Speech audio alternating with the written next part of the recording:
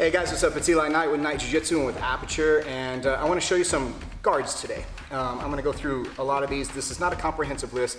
I don't know how long it would take me to go through a comprehensive list, but I'm trying to divide them up and look at some pros and cons, mostly pros of like the different guards that you can use. So we'll divide them up kind of into the seated ones and the standing ones. So let's start at the very most basic, and that's closed guard.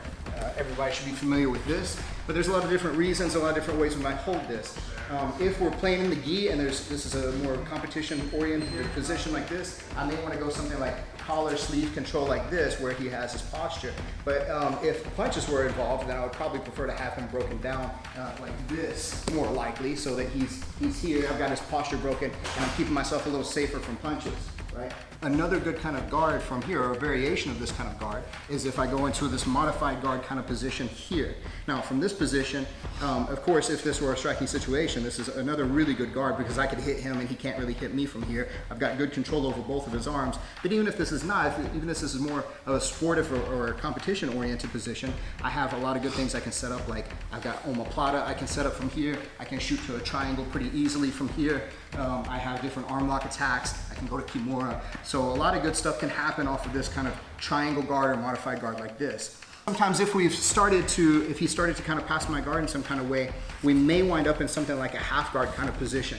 A half guard kind of position would be where I've got one of his legs trapped. And again, just like before, this can start from a lot of different kinds of scenarios, and he may have more posture, he may have his arm on this side or that.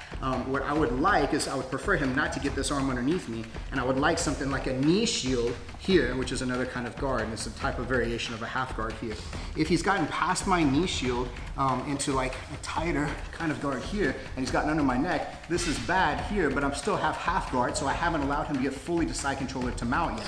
From this kind of a half guard, I can have different kind of configurations on the legs. I may have just a figure 4, which doesn't allow me a whole lot. If I'm trying to relieve some of the pressure, I can go into more of a lockdown kind of position with my legs here. And that's where my outside leg comes to the inside, figure 4s, and then my inside leg goes under like this. From here, I would like to use that to stretch him back, and that pulls some of the pressure off of that shoulder that could be crushing me right here.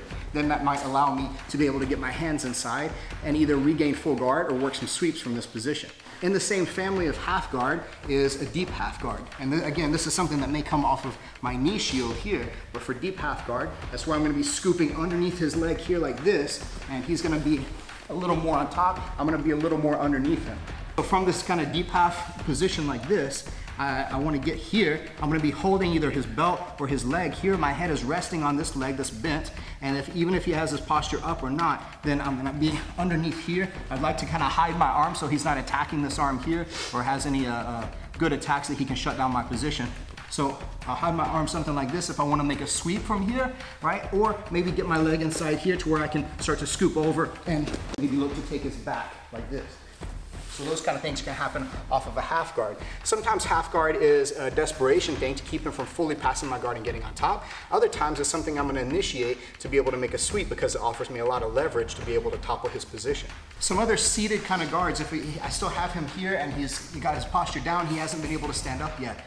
Some different modifications of guards that you'll see different people play are where I get like this position, except I'm holding my own leg, and this is giving me extra pressure to trap on this side. I may come here and grab his shoulder, or I may grab his collar if the collar is available. A guy named Sean Williams made this guard pretty famous a little while back, and so he will also use this kind of frame here.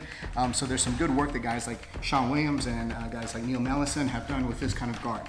So there's lots of things I can do off of this. I can really isolate that arm and start attacking the arm over on this side. I can use this to frame away to be able to get, again, here and go into like omoplata, triangle, and even some other kind of little modified weird chokes like this. Some other popular variations on guards like this here are where, depending on how I'm holding him like this, rubber guard, something that people play a lot, is where I bring this leg up here and I hold it wrist deep. I'm going to hug my leg on this side. I may elect to grab this other leg here to hold in place. From here, again, I can set up a lot of different kind of submissions. I can keep his posture broken down, and I can really make him use up a lot of his energy while I'm conserving mine. If from here, I've got him and he does try to stand up like this, and by keeping him down, it'll make him stand a little closer. right? So something that whenever he first gets to standing position like this, I may like to keep my guard closed and try something like a waiter sweep, I might scoop underneath one of the legs, put my hand on the ground, and then look to arch over one of his legs, taking him off of his base and making a sweep like that. Or I may elect to go kind of old school, dropping the knees inside here like this, grabbing both the ankles, and then pushing him back over, driving him down to the mount position. Now, what happens sometimes whenever I go here to grab is I may go to push and he may kick a leg out this way. And now he's in this staggered stance. And now I need to go in more of a tripod kind of configuration like this. Once I get to this position, I have to take into consideration whenever I'm making these different kind of guard variations that if I want to be able to make sweeps or submissions a lot of the time, I need to have something that's pushing and pulling in complementary opposites like that. So whenever I get to a position like this, in this tripod kind of situation, I have a foot in his hip with the toes facing out. I'm holding the ankle on this side, and then I'm hooking behind his far leg over here because I can't reach it with my hand. Now, from this position here, if maybe he stepped back and he went too far and I can't quite reach with this one, maybe now I need to switch the feet, scoot in, and then I can use this kind of sickle sweep motion here. But this is still a tripod kind of guard variation like that. The main source that's really going to help me create the sweep off of this is going to create the most leverage is this foot in his hip. So he may elect to try to push that out of his hip in some way. If that happens, now I've lost my push, so I have to create that push with something else. This leg over here will take over the job of making that push, where this one will come inside here, hook, and this will be my puller now. So now I've switched the push and the pull motion, and this is referred to typically as De La Riva guard. So I go here like this, I really stretch, I want to keep him wobbly in this kind of guard. I may elect to grab the sleeve, I may sit up and grab collar, I may grab belt or pant over here, depending on what I have access to at the time and what my intention behind whatever kind of sweep will be after that. Now from here, I can make lots of different kinds of sweeps because of the leverage that it'll afford me here this way, right? I may be able to take the back off of this. If I go here and he starts to show me his back, I may be able to come in here and take the back this way. I may also, from De La Riva guard here, be able to pull him over here off balance like this and shoot and wrap up with submissions like a triangle or an arm bar. Something maybe less common would be if he were to shove this leg down to the inside. If he did something like that, and then maybe I could switch here and we'll go into something like a single leg X position like this. The single leg X guard is where I'm hooking inside here. My foot is on his hip, my toes are pointed out like this, and I'm really trying to squeeze. My shin's going inside. I can make different kind of sweeps off of this position here. Now, if again, he goes to push this foot out of the hip, then now I can go to something more like a traditional X guard where we go inside like this, and then I would like to get this leg here instead of under my arm, here, get it up by my shoulder, and then have my hand up here. So this would be X guard.